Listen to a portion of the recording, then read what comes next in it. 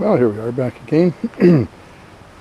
This package is no more than a couple hours old since I had to pick it up. A little bit of a kerfuffle at the airport, so UPS wasn't able to send it to me this morning. Anyway, I went and got it myself, and here's what you can expect from the supplier. I've added a couple things into this package, but the head itself, the belt, the bolt kit, and these other little components here. I don't know what that kit is called, but it's definitely that little T-pipe, a new dowel, and a spring tie-down pin, and some washers and so on. Look for the injectors. So that's a real added bonus. I was looking at having to take the head into a machine shop today and have them take out the old dowel to put in a new one. You need a dowel extractor. So if you don't have that tool, it's going to be kind of difficult to re that dowel. So it's nice to have a new one. All I have to do is tap it in. The other thing here too is this is a full gasket set, something I requested, but generally a head set would just be the head gasket, anything to do with the head, exhaust intake and so on, but not, you wouldn't have as many components in this particular set for that kit. Currently that kit's going for about 420 pounds.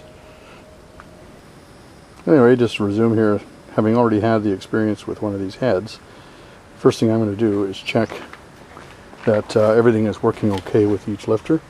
And just very lightly, if you put your pry bar underneath any one of these and pry up gently, just to see that you've got movement. And these are so far all free.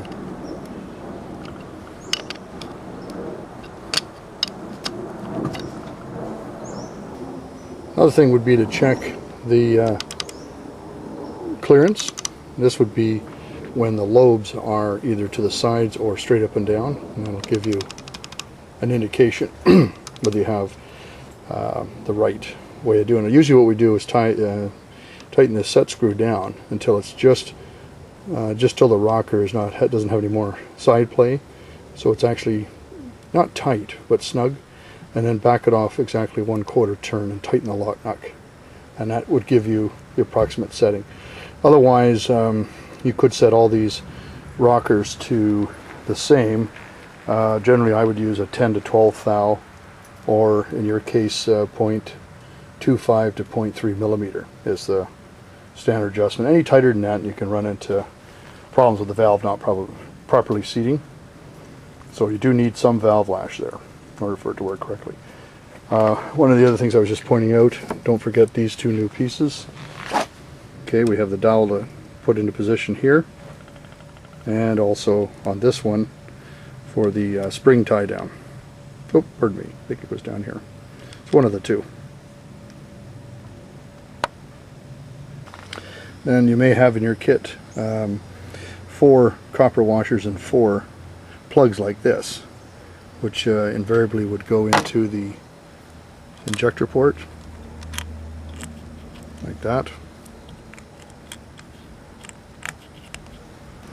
Next thing on your head is putting on some of the components that you could do at this point, or you can leave them till later. It just depends on which you find more convenient. For example, we have to put 4 studs on the back here, one here, one here, and one here, one here. And then on the intake side, on the top, there's a stud that goes here on number 4 cylinder and a stud that goes on number 1, and then 2 studs here for the water intake. The back of the head, these are the 2 12 millimeter socket head bolts I was talking about to hold on the frame for the EGR and for the intercooler ducting. And there's 2 holes that aren't used here, but it's a good position for one of the heat sensors I think on the internet that's available. They show utilizing one of these 2 holes as a place to put another heat sensor. Here we have another thing to watch out for, is this little hole here on the side of the underneath the intake at the back. That's where you put the fan sensor switch. It's a heat switch that will operate the 2 front fans on the Bongo. Likewise, on the top of the head, you have your temperature sending unit right here in this hole. Another item not to forget. Lastly, we have this little T-pipe That's you can see right here. Now this particular one would go in like this here, but it only has one pipe coming off of it, in which case you'd have to tee off. This one does not provide the bleeder pipe, which is the one I'll be using, but this may come in the kit, and it does not have the bleed pipe on it. This pipe here goes to the turbocharger, provide water cooling there. Now, as far as the bolts are concerned, that come in the bolt package, it is recommended to use them. I also recommend that you use anti-seizing paste. For example, here's a bolt that's already been on the previous install, and that copper, that material is available at most auto shops, but it's a good idea for a cast block to have that, apply that material when you're putting on new bolts. The book only says to oil them up, and that's required to get the proper torque on the bolt, but the anti-seizing compound takes it a step further.